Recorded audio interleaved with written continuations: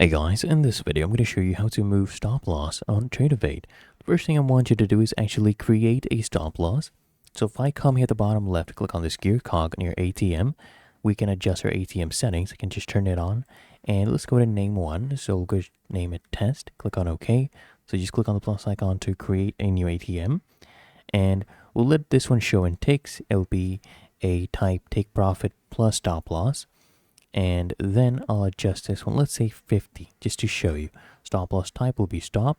I'll click here on save, and let's start one. So I'll come here and select market.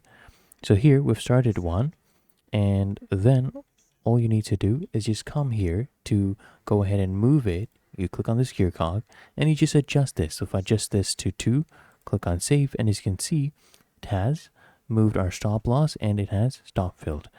There you go. That is how to move stop loss on Tradovate. Found this helpful? Make sure you smash that like button and subscribe to the channel. Really helps me out as well.